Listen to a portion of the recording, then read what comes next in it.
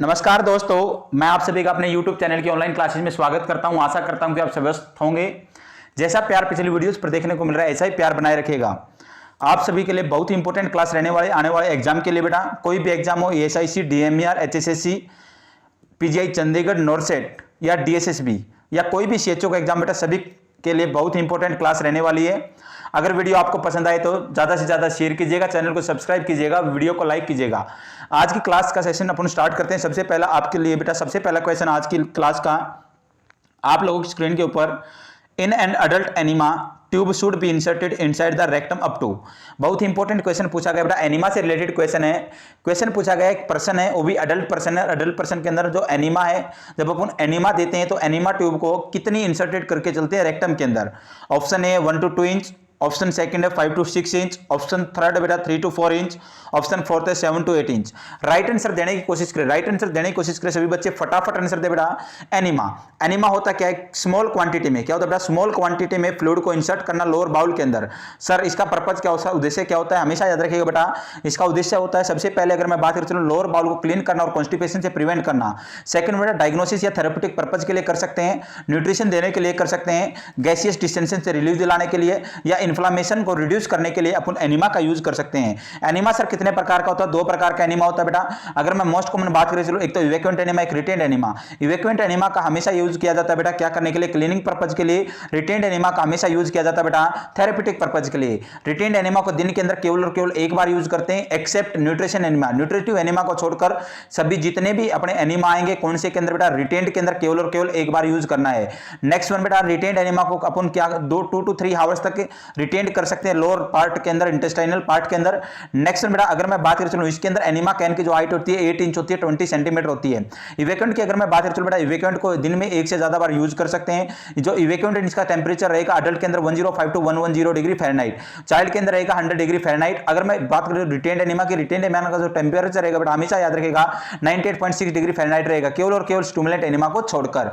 Next बेटा इसको अपन use कर सकते हैं, दिन में एक से ज्यादा बार यूज कर सकते हैं। एनिमा की कैन की हाइट रहेगी 18 इंच रहेगी, 45 सेंटीमीटर अपन बोल सकते हैं। तो राइट, नेक्स्ट वन फटाफट अपन जान लेते हैं बेटा इवैक्यूएंट के अंदर कौन कौन सा आएगा। इवैक्यूएंट एनिमा के अंदर बेटा सबसे पहले आता है सिंपल इवैक्यूएंट एनिमा, इसके अंदर NS enema, soap and water enema. Next बेटा कोल्ड एनिमा आता है। थर्ड वन अगर मैं बात करूं फटाफट sir medicated enema. Medicated enema के अंदर 5 पढ़ के चलते हैं, oil enema, purgative enema, carminative enema, astringent enema और एंटी एल्मेंथिक एनिमा।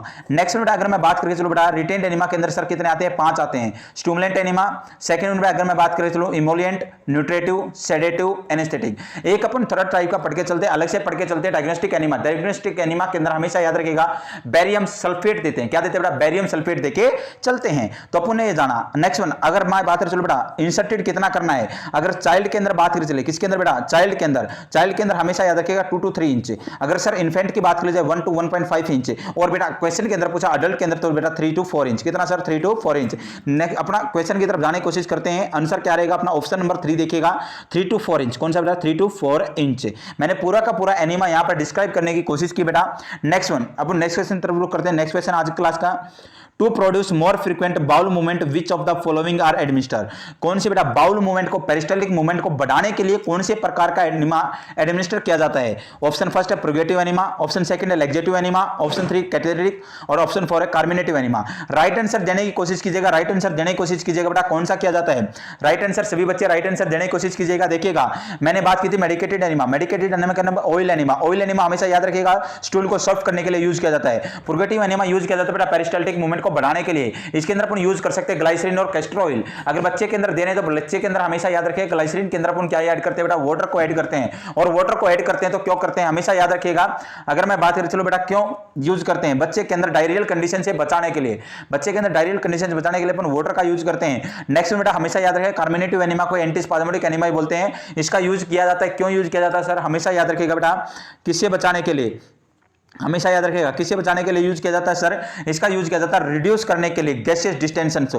नेक्स्ट बेटा अगर मैं बात करूं, चलो एस्ट्रीजेंट एनिमा हमेशा याद रखिएगा रिलीव फ्रॉम गैसियस डिस्टेंशन नहीं, रिड्यूस इन्फ्लामेशन। किसको? इन्फ्लामेशन को रिड्यूस करने के लिए। और एंटी हेलमेंथिक जो एनिमा होगा ये डिस्ट्रॉय करने के लिए पेरिस्टाल्टिक की जो ग्रोथ वगैरह, जो पैरासाइट की ग्रोथ हो गई इंटेस्टाइनल के अंदर, उसको डिस्ट्रॉय करने के लिए यूज किया जाता है एंटी हेलमेंथिक एनिमा। तो इसके अंदर पूछा गया है बाउल मूवमेंट को बढ़ाने के लिए, फ्रीक्वेंट करने के लिए किसका एनिमा, कौन सा एनिमा यूज किया जाएगा?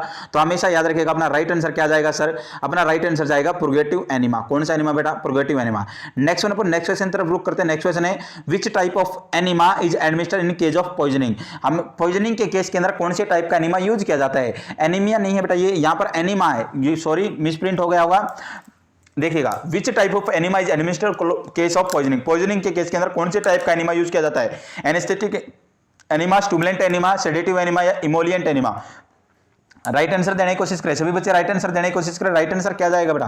देखिएगा फटाफट मैं बात कर देता हूं। रिटेन्ड एनिमा के अंदर स्टिमुलेंट एनिमा, स्टिमुलेंट एनिमा का हमेशा यूज किया जाता है बेटा अगर ओपोइड की टॉक्सिसिटी हो जाए। सेकंड वन अगर मैं बात करके चलूं, अगर किसी प्रकार के किसी भी पर्सन ने क्या किया बेटा, कोई पॉइजनिंग हो गई है, अपन बात करके चले कौन सा दे सकते हैं? Stimulant enema. Next one emollient enema, हमेशा याद रखिएगा बेटा जो म्यूकस मेम्ब्रेन लोअर बाउल की उसको सॉफ्ट करने के लिए यूज किया जाता है। न्यूट्रिटिव एनिमा का हम यूज करते हैं न्यूट्रिशन प्रोवाइड करने के लिए, डेक्सट्रोज सॉल्यूशन का अपन यूज करके चलते हैं। जैसे कि अगर मैं बात कर चलूं हीमोफिलिक डिजीज कंडीशन के अंदर। नेक्स्ट वन बेटा अगर मैं बात करें सेडेटिव एनिमा का बेटा सेडेशन देने के लिए और एनेस्थेटिक एनिमा का एनेस्थेसिया देने के लिए यूज किया जाता है। तो अपना राइट आंसर क्या जाएगा सर? अपना राइट आंसर जाएगा स्टिमुलेंट एनिमा। कौन सा एनिमा बेटा?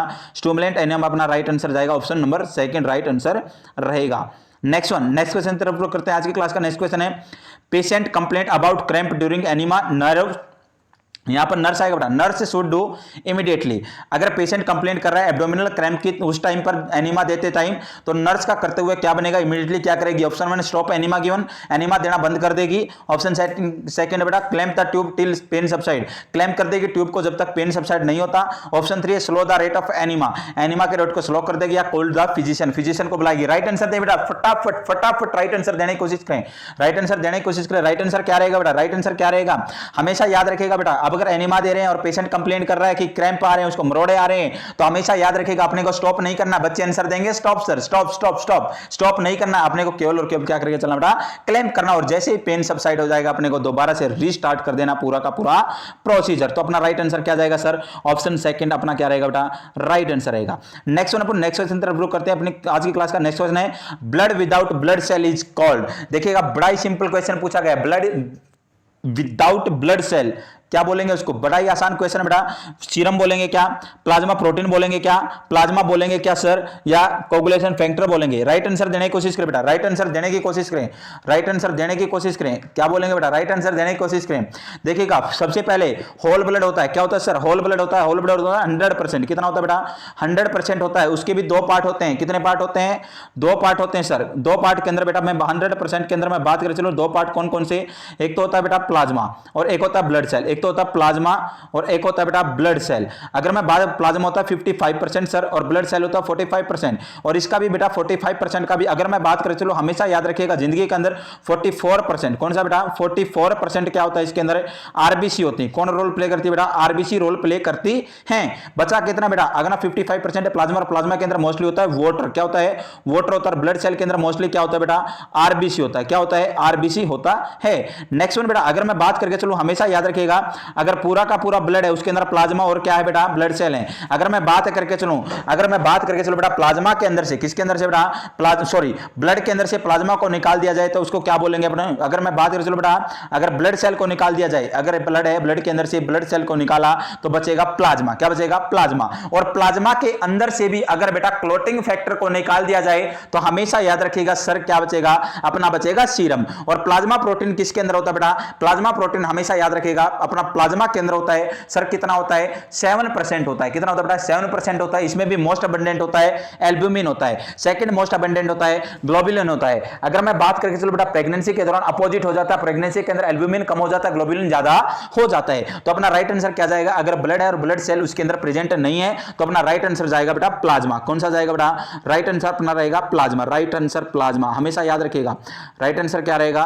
प्लाज्मा। नेक्स्ट वन अपन नेक्स्ट क्वेश्चन की तरफ रुक करते हैं। अपना नेक्स्ट क्वेश्चन है बेटा आज की क्लास का